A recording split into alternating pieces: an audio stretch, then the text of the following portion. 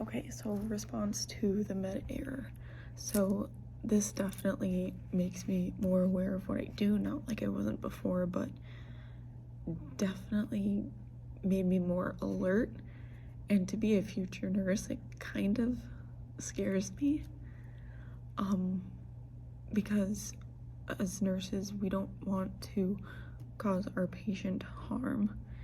And that's the last thing that we want, you know? We're supposed to do the opposite, but this is an unfortunate situation for this nurse. And she wasn't able to take it back. So, trying my best to just learn from it. But, I think this was both a technological error and a human error because she had talked that, that it's so easy to override the system. Like, she does it regularly.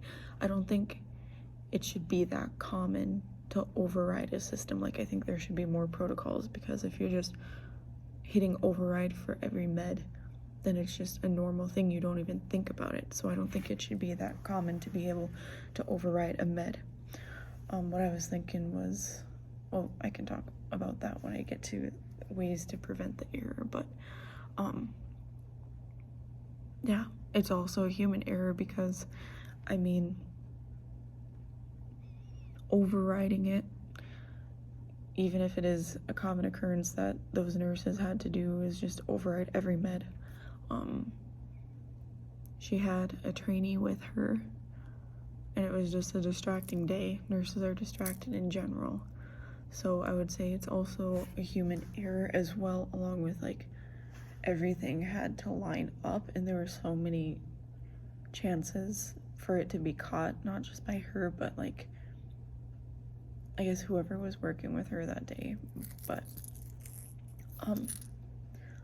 ways that this could be fixed was having another RN, like not even her, well, yeah, her trainee, like having the gal that's working with her, the other nurse, like have that person, even a nurse that's off of orientation, that would be good too, to say, hey, can you come and check this med with me?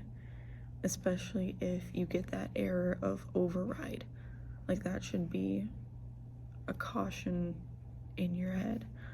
And I can't speak for this, but this is just what I'm thinking.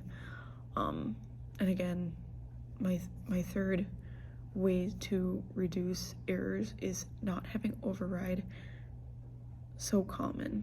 As I talked earlier, I don't think it should be a daily occurrence, or else that just diminishes the value of an override.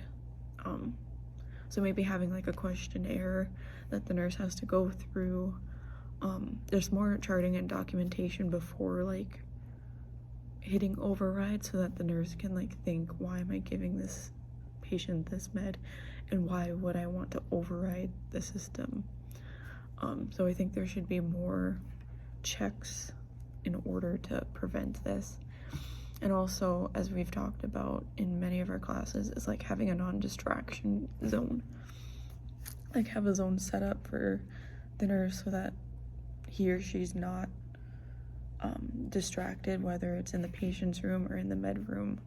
Like, just being able like to put a flag up or something, say, hey, I'm calculating, or I'm giving a med, you know, like, I think that should also be in place.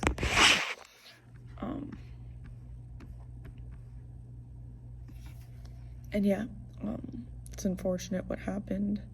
It does make me nervous to be a nurse. I already was, just because I do want to do more good than harm, but